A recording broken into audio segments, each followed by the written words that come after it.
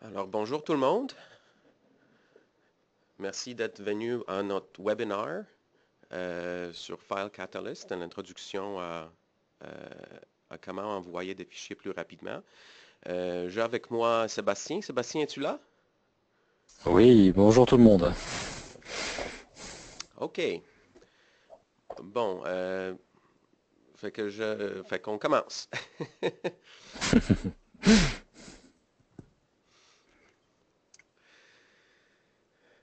Je vais te laisser, Sébastien, ici parler un peu de DID et pourquoi on fait le webinaire ensemble. Ensuite, on va continuer sur le sujet de transfert de fichiers. Alors oui, je présente rapidement des idées en 2 minutes. Donc nous, on est spécialiste de la vente, location et de tout un tas de services associés autour de tout ce qui concerne principalement la post-production. Donc les systèmes de montage Avid, Apple, Adobe et toute la chaîne logistique informatique qui va avec, c'est-à-dire le media management, l'archivage, le stockage centralisé et toute la partie réseau. Voilà. Et on a une dernière activité qu'on a créée assez récemment qui est l'archivage ou l'hébergement de données. C'est-à-dire que pour les clients qui souhaitent trouver un prestataire à qui confier leurs données plutôt que de le faire eux-mêmes avec tout un tas d'équipements et de personnel qu'ils n'ont pas forcément, on a lancé cette quatrième activité il n'y a pas très longtemps. Voilà, si tu veux, je passais à la slide suivante, Oui. John. Voilà, alors juste juste pour vous présenter nos partenaires principaux, je les ai pas tous mis, mais voilà, on a bien évidemment Avid, Apple, Quantum, 4DV et aujourd'hui File Catalyst. Voilà, juste pour la petite histoire, on a découvert File Catalyst autour des workflows de Squarebox et 4DV au niveau de l'asset management. Et l'idée, effectivement, ce que John va vous présenter, c'est comment envoyer massivement et rapidement des fichiers à travers les connexions Internet. Sur la slide suivante. Mhm. Voilà, et quelques exemples de clients avec qui nous travaillons dans divers domaines. Voilà, donc on en a mis quelques-uns, voilà, que ce soit des institutionnels, des chaînes de télévision, des musées, des institutions, voilà, sur tous les domaines de la vente, la location et de tout ce que j'ai cité précédemment, on intervient effectivement sur ces clients-là, par exemple. Voilà, je ne fais pas plus long, je te laisse la parole, John. Merci Sébastien. Juste avant que je commence la présentation, je voulais juste vous demander à tous ceux qui nous écoutent que si vous avez des questions, vous pouvez les poser dans la barre de questions de GoToWebinar.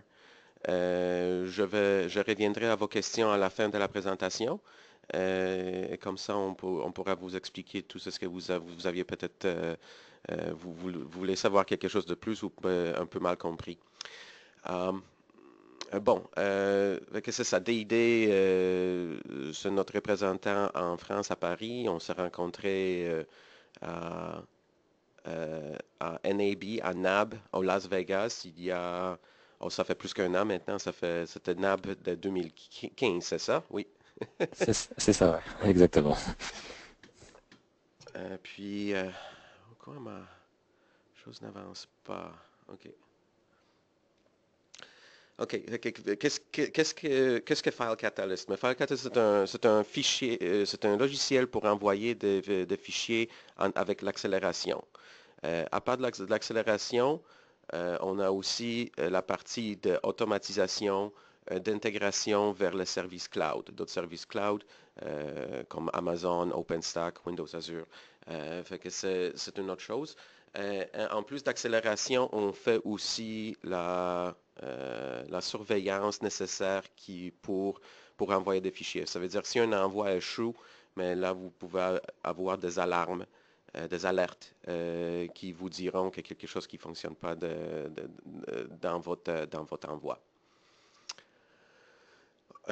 On a gagné deux, mais maintenant c'est trois MI pour notre travail avec l'envoi de fichiers d'accélération. Il y en a un a gagné vraiment pour le Accelerated File Movement over IP. Puis les deux autres MI, c'était vraiment pour les Olympiques à Sochi en 2014. Cette année, on fait aussi les Olympiques. On va le faire à Rio. avec NBC Sports aussi. On était réinvité pour refaire le même contrat qu'on a fait à Sochi, mais là, on va le faire pour le jeu d'été. On va commencer avec un peu, on va expliquer comment ça fonctionne la technologie d'accélération. Pour ça, il faut expliquer un peu comment la technologie des réseaux d'aujourd'hui fonctionne. La première chose qu'il faut expliquer, qu'il y a un protocole TCP qui existe depuis les années 1970. Puis le protocole TCP, il était bâti vraiment pour l'Internet. Tout ce qui se passe sur Internet aujourd'hui, se passe par TCP. Ça veut dire votre courriel, votre navigation web, votre envoi de fichiers. TCP était bâti dans les années 70, ça veut dire que c'était pas vraiment fait pour des connexions avec un grand débit. Une connexion à grand débit qui existe aujourd'hui n'existait pas dans les années 70. Avec ça, les connexions TCP n'étaient pas optimisées pour ça.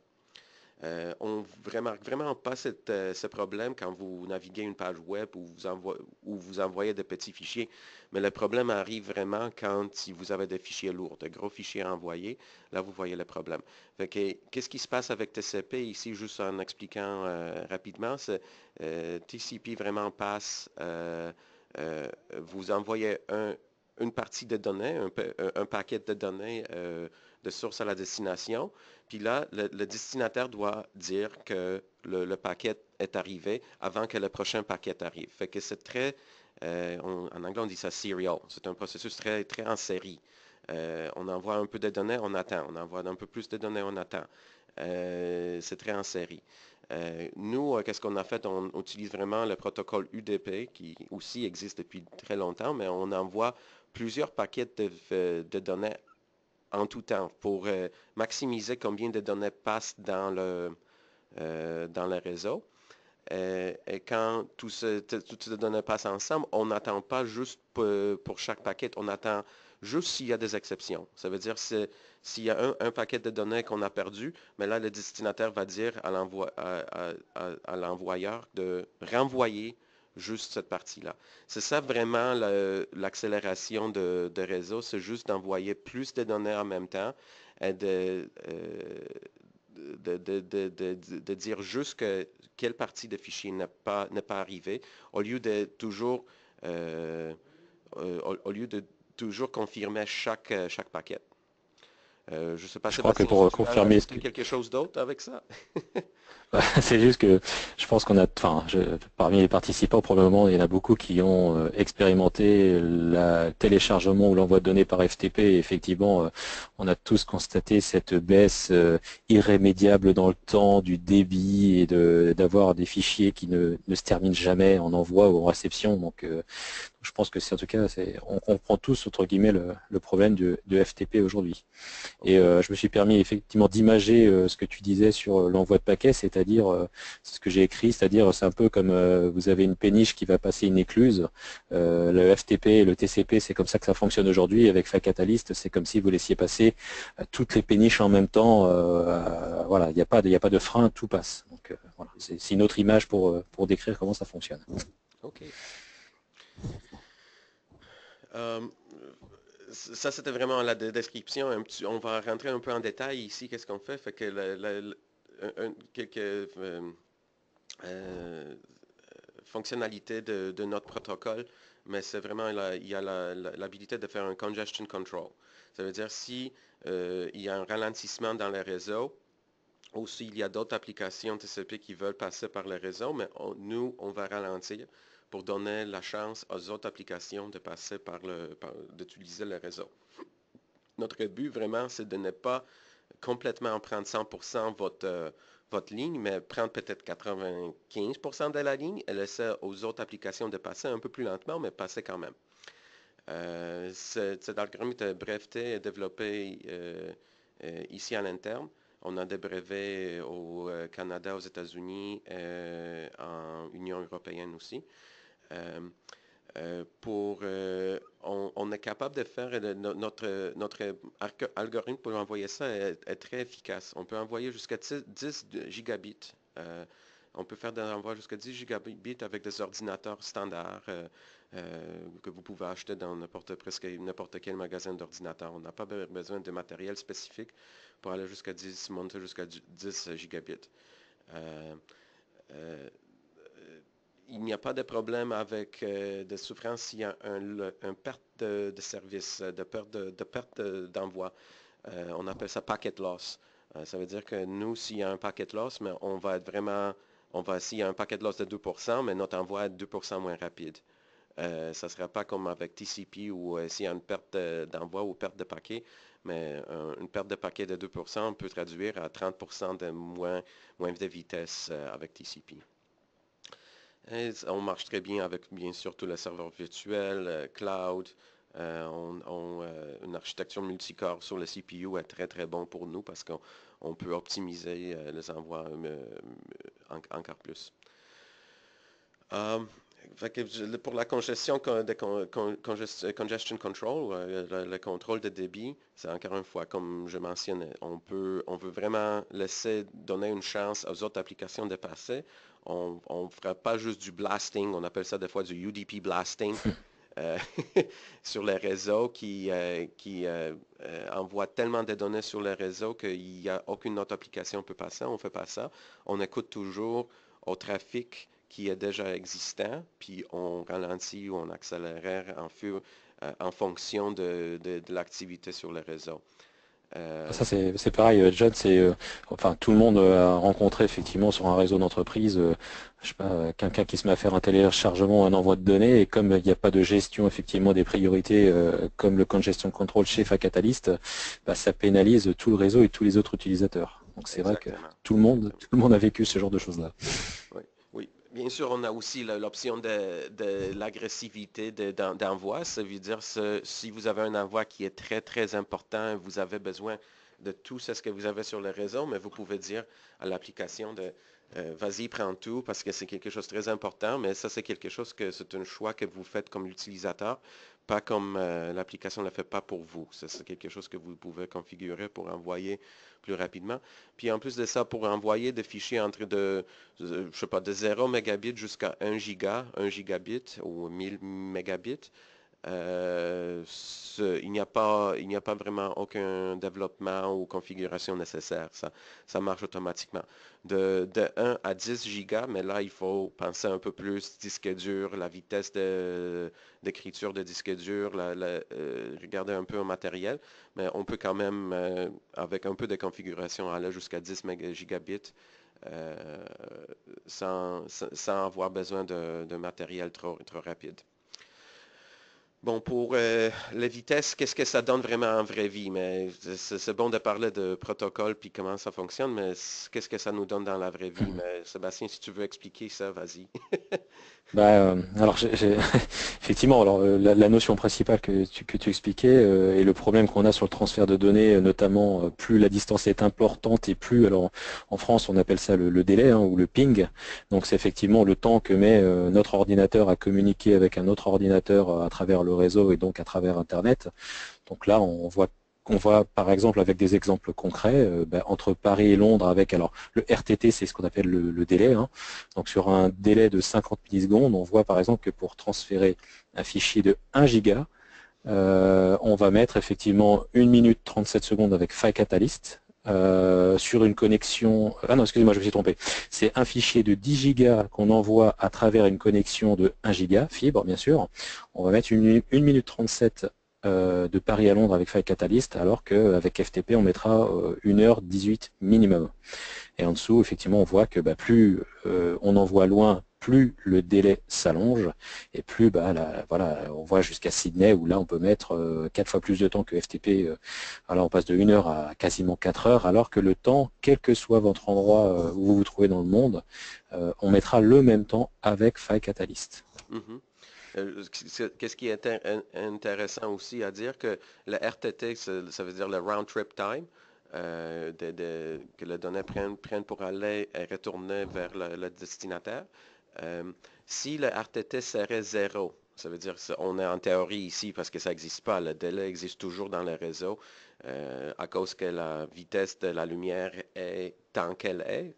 Ça prend autant de temps pour la vitesse de la lumière d'arriver d'un point à l'autre.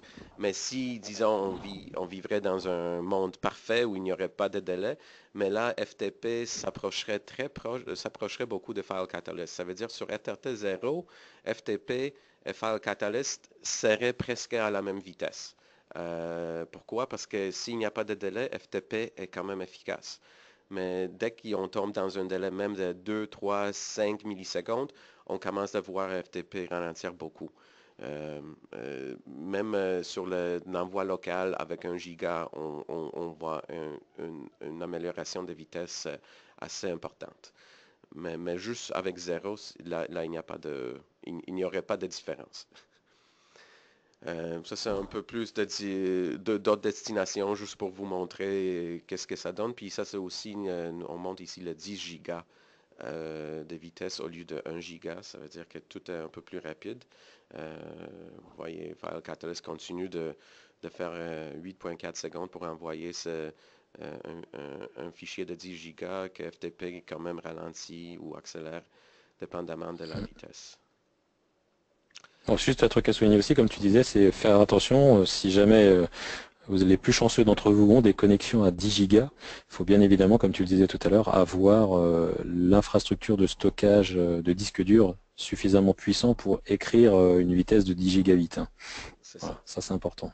Juste pour vous donner l'idée, un disque dur de laptop avec 7200 RPM de vitesse d'écriture, mais il pourra écrire, je pense, à la vitesse de 500 mégabits à peu près. Fait qu'un disque dur ordinaire ne serait pas capable de faire 10 gigas parce que la vitesse d'écriture de disque dur est plus lente que le réseau. Mais c'est des choses qu'on peut toujours, on vérifie toujours avant de faire un déploiement de 10 gigas. Mais ça vous donne une idée de qu'est-ce qu'on fait. Fait que ici, c'est ça. On a quand même beaucoup de clients. On a, je pense, File Catalyst comme on a presque 1000 clients dans notre portfolio d'envoi de fichiers. Partout dans le monde des médias, autant que dans le monde d'entreprise ou d'enterprise, network enterprise. On travaille aussi un peu avec le gouvernement, la défense. Mais en tout cas, ça c'est un de nos clients, Jim Miles de NBC Sports, qui nous a donné une explication qu'est-ce qu'on fait. Fait juste vous expliquer un peu plus le détail, qu'est-ce qu'on fait. Fait qu'on a l'habilité d'envoyer des fichiers jusqu'à 10 gigabits. On a la fonction de le contrôle d'intégrité, de vérification de l'intégrité, et la fonction resume. Ça veut dire si le réseau plante pour peut-être 2-3 minutes, mais là, nos applications vont automatiquement se mettre dans un mode où on reconnecte, on réessaye. Si ça ne fonctionne pas, on arrête, on réessaye encore une fois. Puis ça, c'est une fonction réglable. Ça veut dire que, je pense par défaut, on essaye 3 fois et on attend 3 minutes à chaque envoi. Mais vous pouvez mettre ça à 10, 15, ça dépendamment qu'est-ce que vous voulez comme avoir le résultat. Mais c'est quelque chose qui est là. On a le cryptage jusqu'à AES. 256 bits, c'est vraiment le standard, mais on peut monter ou descendre avec ça, bien sûr, en montant le AES plus haut, mais là, vous avez besoin plus de matériel, d'équipement pour faire le décryptage, pour avoir une bonne vitesse. Puis, si on descend avec le cryptage, mais là, ça prend moins de matériel de faire ça. Il faut faire attention aux ressources du serveur qui envoie. Effectivement, plus on crypte haut et plus c'est lourd et gourmand. Exactement, exactement. On a l'automatisation avec le Watch Folder. On a intégré dans plusieurs produits MAM, plusieurs produits dans le secteur broadcast. On va parler de ça un peu plus tard. On a aussi l'intégration vers le cloud, le stockage de cloud, qu'on va toucher à ça bientôt. Qu'est-ce que on a vraiment 3 solutions. On offre 3 solutions pour l'envoi de fichiers. On a le Direct, le Workflow et le Central. On va avec Direct, qu'est-ce qu'on fait? Avec Direct, c'est vraiment la partie principale de l'envoi. C'est ça qui envoie le fichier, c'est ça qui accélère l'envoi. C'est la technologie qui est utilisée dans tous nos autres produits. Ici, je vais vous montrer une démo de Direct. Je vais vous montrer le serveur un peu et le hot folder. Voilà, ça c'est l'interface serveur. Comme vous voyez, j'ai ici mes usagers. Chaque usager correspond à une voie spécifique sur mon serveur de stockage, ou ici c'est local. On peut aussi se servir de path avec backslash, de path de réseau pour dire où envoyer des fichiers. On a la partie ici qui s'appelle Virtual Folder. Ça veut dire qu'on peut créer un folder virtuel. Elle est partagée entre plusieurs usagers. Comme ça, si vous avez besoin si vous avez besoin, par exemple, d'avoir un folder qui est partageable entre plusieurs usagers, mais là, vous pouvez vous créer un virtual folder qui va que vous allez être capable de dire qui a l'accès à ce folder. Ça fait un peu comme, pour ceux qui connaissent, ça fait un peu comme Dropbox, ou quand vous partagez un dossier Dropbox et que vous glissez un fichier dedans, si les autres utilisateurs ont aussi le partage de ce dossier, ça va automatiquement se partager avec tout le monde. Exactement. C'est un peu aussi comme ceux qui utilisent la FTP dans le IIS, dans Windows. Il y a aussi une fonction de folder virtuel. Ça fonctionne un peu comme ça. Et que vous voyez ici, je peux dire quel usager a le droit de faire tout, read write ou read only. Je peux faire tout ça. Dans le serveur File Catalyst est capable de faire du FTP, du FTPS, du SFTP et du protocole File Catalyst. Ça veut dire que vous n'avez pas besoin de plusieurs serveurs. Vous voyez tout dans le même panneau d'administration. Vous voyez tout votre trafic d'envoi de fichiers. Mais le reste, je toucherai un peu plus tard. Je voulais juste vous montrer un petit démo de quoi ça a l'air ici, l'interface de serveur. Là, je vais sauter ici à la prochaine application. C'est une application client qui s'appelle Hot Folder. Hot Folder, c'est vraiment l'automatisation. Ça veut dire que vous avez serveur d'un côté, puis le Hot Folder ou Watch Folder de l'autre côté. De réseau. Puis ici, vous pouvez aussi vous créer votre site. Ça veut dire le site, quel serveur File Catalyst que vous voulez faire envoi ou recevoir des fichiers. Vous dites quel dossier qu'on va faire le watch. Ça veut dire ici, dès qu'il y a des changements dans le fichier à Big File Set, ça va automatiquement être envoyé vers le serveur. Mais on sait aussi, ça marche de deux côtés. Fait qu'on peut aussi regarder pour un folder sur le serveur, puis downloader des fichiers vers un fichier local. Ensuite, ici, vous pouvez vraiment, ici, c'est la logique de tout l'envoi de fichiers avec le hot folder. Ça veut dire ici, on donne un nom d'une tâche, on choisit quel hot folder utiliser, quel site, soit on fait un upload ou un download. On peut faire la schedule ici, ça veut dire que vous pouvez dire à chaque minute, vérifie, une fois à chaque heure ou juste le soir, vous pouvez dire que vous voulez faire les envois. Comme je parlais de l'agression, vous pouvez ici dire combien d'agressions vous voulez avoir, combien de la bande passante voulez-vous qu'on prenne. Vous pouvez choisir ça ici. MD5 checksum, c'est vraiment pour vérifier le fichier à la fin. Qu'est-ce qu'on fait quand on envoie des fichiers d'habitude avec Hot Folder? On va envoyer avec un nom temporaire de fichier vers le serveur. Dès que le fichier est arrivé, on va faire un MD5. Ça veut dire on va vérifier vraiment bit par bit les deux fichiers, que c'est celui qui était envoyé puis celui qui était reçu. Puis si la MD5 passe, mais là, on va renommer le fichier vers un nom de fichier qui était au début. Pourquoi on fait le nom temporaire? Parce qu'on ne veut pas qu'en même temps que le récipiendaire voit un fichier dans son dossier, qu'il le prenne tout de suite en sachant pas s'il était fini ou non. Mais comme ça, il verra tout de suite qu'il y a une extension temp ou FC temp sur le fichier, mais il ne le touchera pas jusqu'à le temps que ça soit fini. Habilité multi-client, ça veut dire que si vous envoyez, vous avez un dossier avec des centaines de fichiers ou dizaines de fichiers, mais là, on peut travailler avec plusieurs fichiers en même temps. On peut les envoyer en même temps, qui optimise encore plus la bande passante. On peut faire aussi du incremental, ça veut dire de delta. Ça veut dire j'envoie une version de fichier. 3 jours plus tard, j'ai une nouvelle version de même fichier, mais c'est un fichier de 10 gigas, mais je change juste peut-être 100 ou 200 MB. Mais là, le hot folder va être capable de calculer la différence et d'envoyer juste la différence pour rebâtir la nouvelle version de la fichier. Par contre, je sais pas si ça pour les fichiers vidéo ça marche ça. Il me semble pas. Sinon Ça ça serait trop beau. ça dépend de ce que tu changes. Par exemple, on a des clients qui font du quality control, puis là, ils ont trouvé peut-être juste à la fin de fichier un peu de différence de problème avec le crédit, le texte à la fin. Mais là, si tu changes juste le texte à la fin, si tu changes juste une région de fichier, mais ça fonctionne très bien.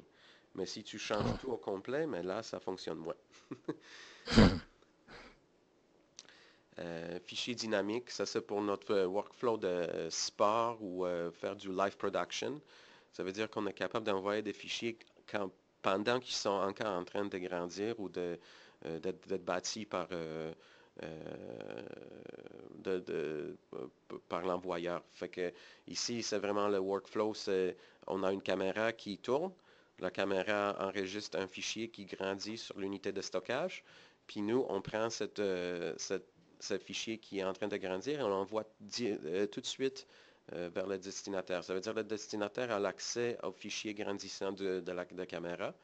Des fois, on fait ça si on a le bon réseau. Si on n'a pas de bon réseau, mais là, peut-être on va envoyer des proxys, de plus petits fichiers, pour que le destinataire puisse avoir l'accès tout de suite au stream vraiment de caméra.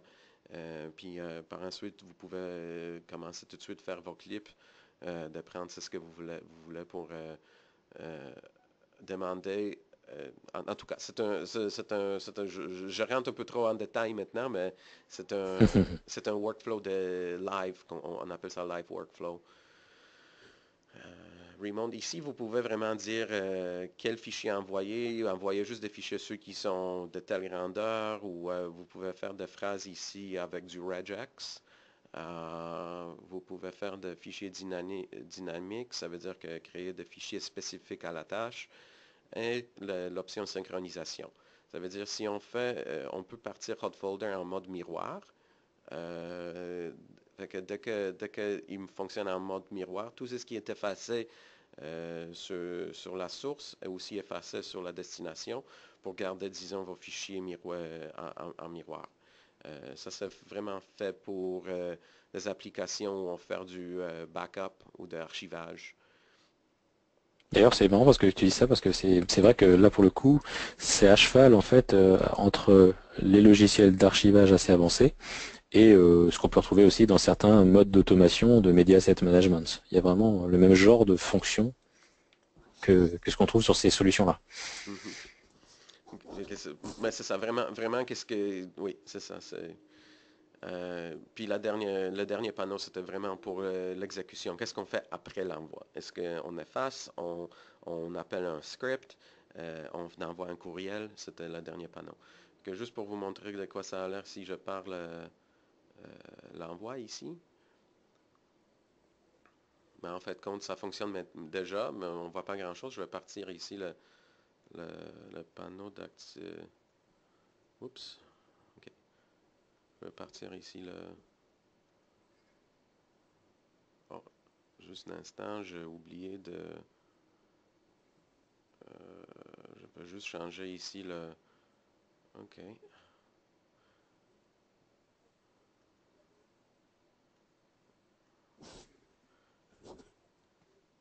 Je dois...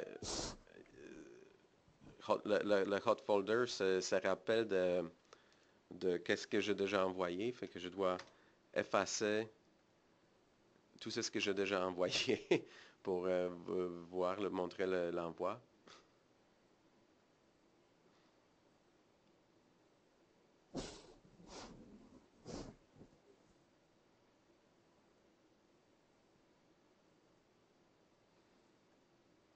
Voilà.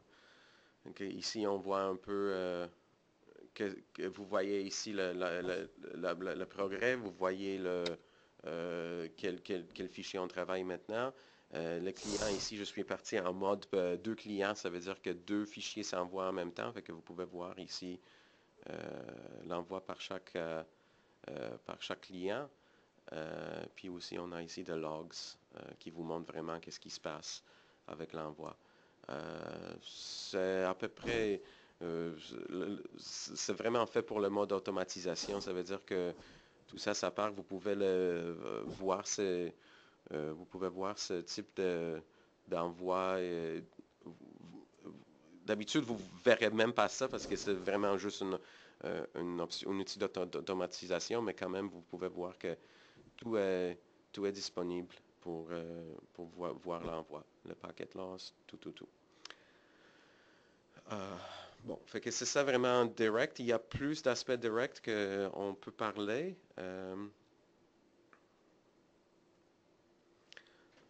Fait que c'est ça. Qu'est-ce qu'on a montré aujourd'hui? C'est juste le serveur, le watch folder. On a encore l'application Express qui est comme un client type FileZilla. On a des outils de développement, Java, .NET, REST, JavaScript, et on a des applications mobiles. Ça veut dire si vous allez sur le site Google Play ou iTunes, ben là vous allez voir nos applications pour downloader, pour vous connecter à vos serveurs de File Catalyst pour envoyer des fichiers. Voici ici, exemple, comment ça fonctionne, un déploiement standard et direct. Ça veut dire que vous avez le serveur, vous avez votre unité de stockage, vous avez votre connexion par Internet, puis chaque application peut connecter.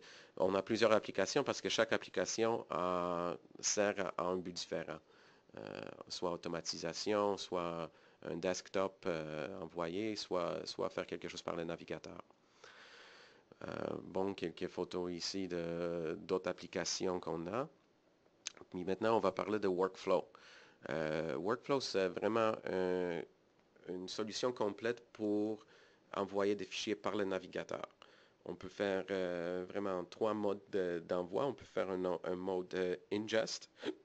Ça veut dire vraiment c'est comme un peu comme un Dropbox en ligne que vous envoyez un fichier vers le serveur central et quelqu'un le reçoit. Ça c'est pour c'est utilisé en affaires beaucoup pour ceux qui doivent recevoir de gros fichiers de leurs clients, faire quelque chose. Ça veut dire que tout arrive dans une boîte de courriel, disons, centrale. Et ensuite, vous commencez le processus de travailler sur le fichier. Soit peut-être c'est du transcodage, peut-être c'est du closed captioning ou la traduction. Vous pouvez faire quelque chose, mais c'est vraiment un Dropbox central de fichiers. Mode distribution, c'est vraiment plus pour le courriel. Ça veut dire que j'ai un gros fichier, je veux le partager avec quelqu'un, mais je ne peux pas l'attacher avec le courriel parce qu'il est trop grand. Fait que je vais envoyer juste un lien de download de mon fichier pour le partager avec quelqu'un par courriel. Puis le troisième, c'est vraiment le group folder, le groups. Ça veut dire qu'on peut créer des groupes de folders pour partager des fichiers avec d'autres groupes, avec d'autres personnes qui sont dans le même groupe.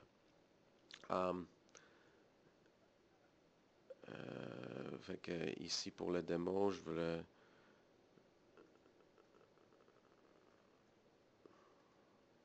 Bon, fait que ici je vais me loguer comme l'utilisateur, l'usager.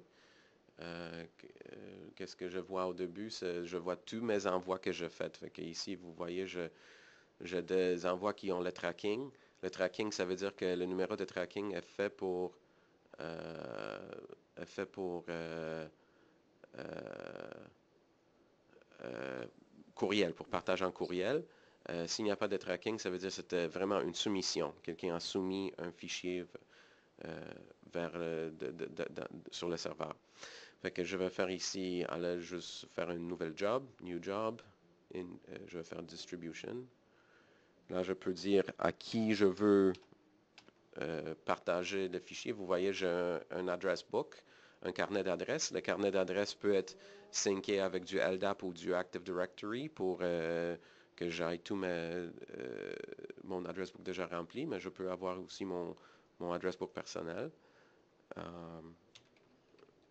Ici, je vais écrire juste le démon.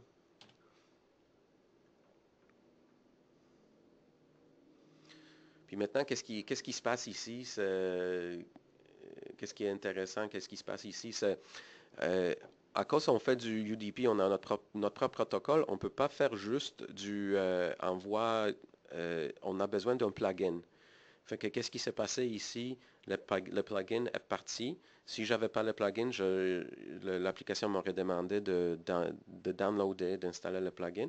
Ici, je l'ai déjà installé. Le plugin n'a pas besoin de permission admin pour être installé. Ça veut dire que n'importe quel usager sur le système peut l'installer, le plugin. Ici, le plugin maintenant me demande si je veux vraiment utiliser cette page avec le plugin. Okay, là, vous voyez, qu'est-ce que je vois ici à gauche? Mais ça, c'est mes fichiers locaux qui sont maintenant sur le web. Je le vois sur le navigateur. Et ici, je peux maintenant ajouter mes fichiers. Fait que je peux peut-être ajouter un test folder. Je peux aller ici, ajouter plusieurs fichiers que je veux envoyer. Je pèse Start. Pendant la voix, je peux même fermer mon navigateur et sortir, faire quelque chose d'autre.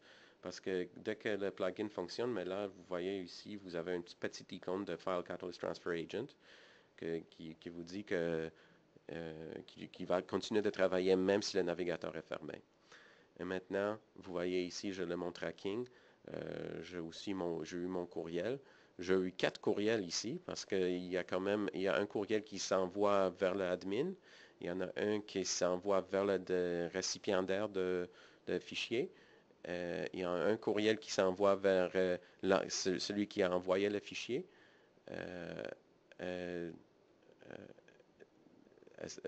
que c'est pour ça qu'il y a plusieurs courriels ici dans le monde démo. Tout arrive dans le même courriel, mais dans la vraie vie, ça serait pas comme ça.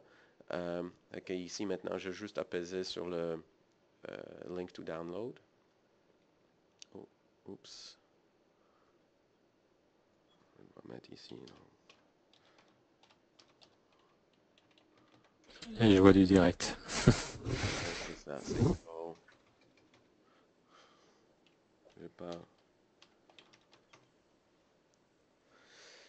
Bon, c'est juste parce que tout fonctionne local, fait que j'avais pas le bon lien ici. Fait que ici, maintenant, j'ai mon lien. Je peux downloader chaque fichier séparément. Et je peux aussi cliquer ici Download All, puis encore une fois, avec la fonction de plugin, tout download en même temps. Qu'est-ce qui est intéressant avec Workflow aussi, spécialement pour le webinar d'aujourd'hui, qu'on a tout évidemment traduit aussi en français. Fait que je peux mettre toute l'interface, j'ai juste à loader le fichier en français, puis maintenant, oh, je n'ai pas fait init. En français français ou en français québécois?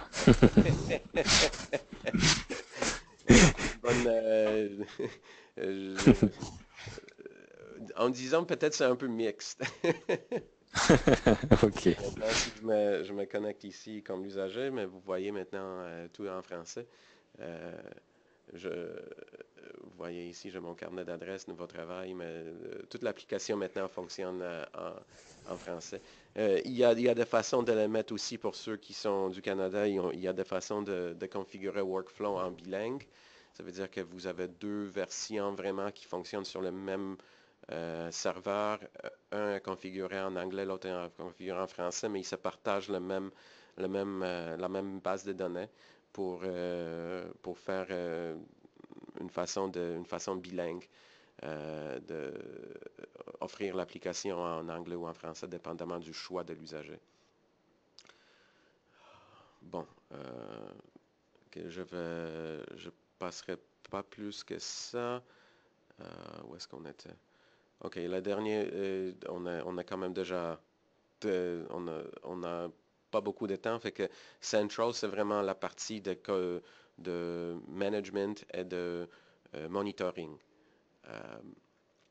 Bon, fait que je vais vous montrer ici de quoi ça a l'air un peu, vite. Fait que Admin Central, c'est... Ouais, c'est l'outil de supervision globale de tous les déploiements File Catalyst qu'on pourrait avoir à travers le monde ou à travers une société qui a plusieurs sites dispersés sur un territoire. Exactement. Fait que c'est ça. Si vous avez plusieurs watch folders un peu partout au monde, vous avez peut-être plusieurs serveurs, vous avez le File Catalyst Workflow, mais maintenant avec celui-ci Central, mais vous pouvez voir tout dans un seul écran. Qu'est-ce qui se passe avec les envois? Vous pouvez voir les envois qui sont courants. Vous pouvez aller dans l'historique, chercher les envois dans l'historique, faire des recherches, qu'est-ce qui est envoyé. Vous avez ici maintenant, j'ai juste deux nodes vraiment de configurer, un watch folder, un local. Mais qu'est-ce qui est intéressant, c'est les alarmes. Ça veut dire que si, disons, ici, j'ai un alert à chaque fois quand quelque chose est un succès, mais aussi je peux avoir des alertes négatifs. Ça veut dire comme ici, la licence qui a expiré d'un de mon produit, je le vois.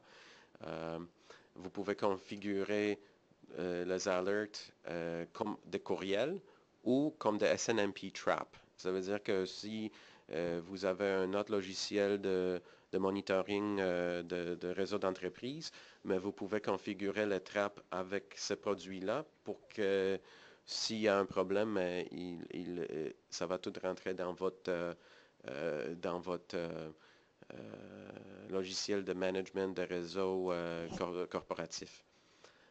Comme ça, avec ça, vous pouvez partir peut-être appeler le bon technicien ou faire un dispatch une réparation. Tout ça, c'est branchable à votre système SNMP. Ou non, sinon, vous pouvez faire juste des courriels. Ça veut dire un envoi n'a pas fonctionné, envoyer un courriel. Ça, c'est un peu plus simple pour de plus petits réseaux. Vous avez toutes vos statistiques, le volume d'envoi, quel fichier est envoyé, ça vous donne habilité de recherche aussi.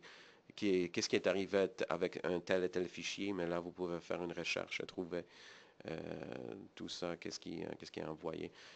Central quand même enregistre beaucoup de données parce que chaque petit envoi est tout enregistré. Il faut juste décider combien de temps vous voulez garder toutes ces données. Je pense par défaut, on garde 3 mois. Mais plus que vous gardez, mais là, ça prend plus de bases de données, plus de l'espace pour de stocker toutes ces données-là. Mais c'est quelque chose qui est configurable. Bon, c'est ça pour la partie démo. Voici une autre de nos clients de Travel Channel. Le cloud, vraiment, c'est capacité d'envoyer le fichier ou le gros fichier lourd vers Amazon AWS ou S3, Windows Azure, OpenStack, Compute Next. C'est vraiment, on a des outils bâtis vraiment pour envoyer des gros fichiers vers le cloud ou pour downloader des gros fichiers de cloud.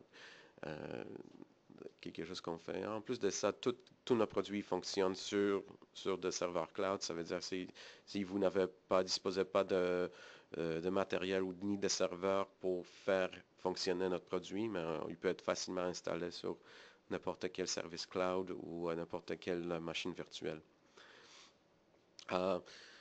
Puisqu'on travaille beaucoup dans les médias, mais on a l'intégration avec plusieurs d'autres produits dans les médias.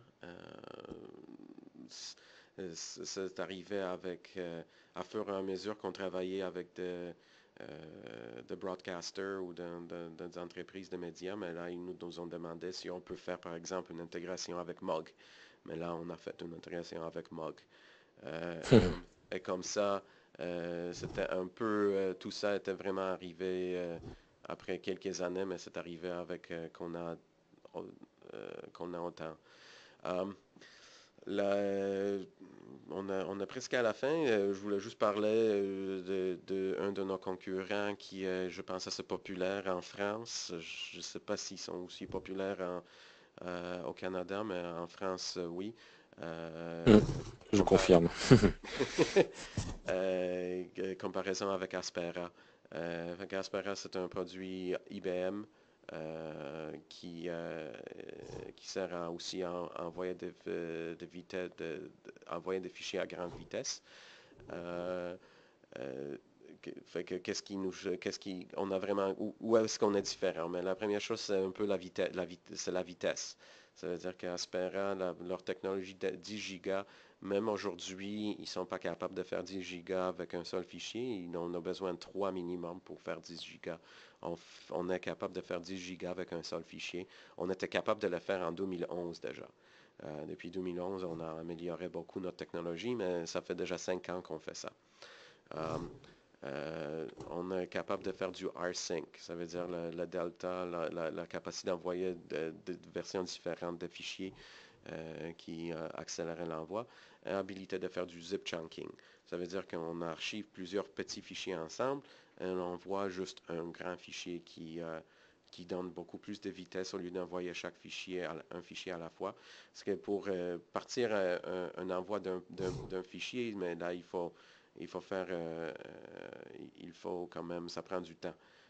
Si on met tout ça dans un seul archive, mais là, ça arrive, c'est beaucoup plus rapide. Au niveau Ouais, de c'est ce qu'on voit avec FTP, c'est pareil. Ouais. Quand on envoie des multiples petits fichiers sur FTP, la connexion et l'initialisation d'un seul fichier à chaque fois, c'est long en fait. Donc c'est à ça que le zip effectivement permet de gagner du temps sur de multiples petits fichiers qui sont pas très gros. Ouais. En fait, on appelle ça du zip chunking, mais on ne fait pas vraiment de compression parce qu'on envoie d'habitude de fichiers déjà compressés. Mais on se sert de la partie qui permet de faire un seul archive dans le zip. Fait qu'on met la compression à zéro, puis on se sert juste vraiment de la partie qu'on met tout dans un seul fichier. Sur Linux, ça s'appelle des fois tar. En fin de compte, on crée des fichiers tar qui ne sont pas compressés pour envoyer plus rapidement. Um, Au niveau de qualité, mais Aspera, avec Congestion Control, qu'est-ce qui se passe? Aspera commence très rapidement. Ils partent très très vite, leur envoi, puis ensuite ils ralentissent l'envoi après première 2-3 minutes. Mais qu'est-ce qui se passe au début, tout le début d'envoi avec Aspera, les premiers 2, 3, 4 minutes sont très difficiles sur le réseau. On a vu plusieurs clients qui ne sont pas capables de rien faire jusqu'à ce que Aspera se stabilise pour permettre d'autres applications à faire quelque chose. Nous, on commence plus lentement et on accélère au fur et à mesure qu'on est capable de faire ça, d'accélérer. Que ça nous donne, on commence un peu plus lentement, mais on est beaucoup plus, euh, euh, on est beaucoup plus amical sur le réseau. Il n'y a pas d'une partie du réseau qui arrêtera pour 2-3 minutes au début au début d'un envoi. Du côté des clients, on n'a pas besoin de port de firewall qui est ouvert. Aspera a besoin d'un port firewall ouvert du côté client. Nous, c'est vraiment juste le serveur. Ça veut dire que si vous avez votre serveur bien configuré, mais là, il n'y a pas de besoin de notre port spécifique ouvert de l'Aspera. Nos applications comme Express ou même Hot Folder sont beaucoup plus légères, beaucoup plus faciles à utiliser. Aspera comme un grand client qui a plusieurs fonctionnalités de watch folder, de serveurs, tous ensemble. Même si vous avez des questions ici, on a toujours nos développeurs prêts à vous répondre. Si vous avez des questions de workflow ou des questions directement par rapport à votre déploiement, mais on a toujours de développeurs prêts à vous répondre. Au niveau de prix, qu'est-ce qui Notre prix n'est pas basé sur vraiment usager ou par client. C'est un seul prix qui vous permettra de distribution gratuite de parties clients à tout le monde. Les logiciels sont multifonctionnels. Par exemple, quand je vous ai montré File Catalyst Direct, mais vous avez vu la partie de synchronisation, la partie de point-to-point, la partie de watch folder. Fait qu'en fait, compte Direct correspond à peu près à 5 produits Aspera que vous devriez acheter licenciés séparément chez Aspera. Ici, vous avez un produit qui vous donne tout ça dans un seul produit, à ne pas avoir acheté d'autres. Le coût de support et maintien aussi inclus pour nous la première année. Puis c'est un coût de 20% par année. Comparé à l'Aspera, je pense qu'ils sont à 25%. Puis en plus de ça, si vous utilisez, dépendamment de licence que vous achetez chez Aspera, mais vous pouvez payer par giga. Ça veut dire pour chaque giga que vous envoyez, vous payez tant. Ici, il n'y a pas de frais comme ça. Vous payez juste, vous achetez la licence du serveur, puis c'est l'envoi illimité. Il n'y a pas de, il n'y Ouais. a pas de limite. C'est une licence perpétuelle. Oui, perpétuel.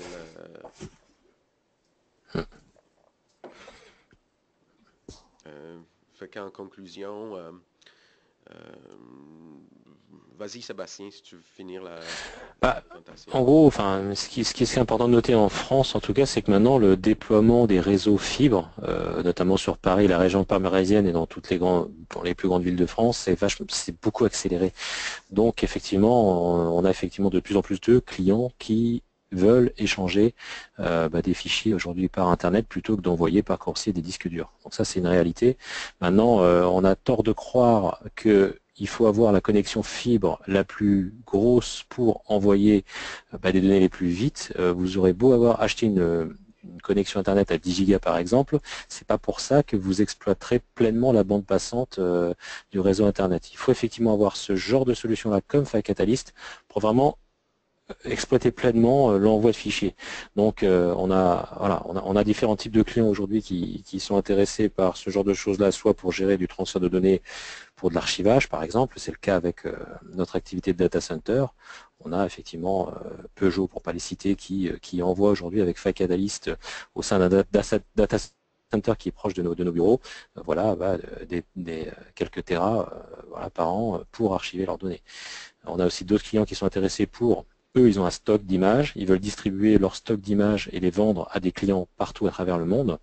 Effectivement, plutôt que de passer par des prestataires historiques qui ont peut-être effectivement des technologies un peu dépassées avec du FTP, aujourd'hui, je suis en train de vous dire, vous pouvez vous-même héberger dans vos locaux votre propre plateforme de distribution de données en installant assez simplement un File Catalyst dans vos bureaux. Si en plus vous avez la fibre, c'est encore plus simple. Le dernier point que je veux dire aussi, c'est que si vous souhaitez ne pas seulement croire ce que l'on vient de vous dire à travers ce webinaire, on peut vous installer une configuration de démo, tout simplement. Si vous voulez tester pendant un mois File Catalyst et effectivement voir comment ça peut s'intégrer dans votre mode de distribution ou de réception de médias, il suffit juste de nous contacter et à partir de là, on viendra très, très rapidement et très facilement mettre ça en place dans vos locaux. Voilà. Bon, fait que ça conclut notre présentation. Merci beaucoup.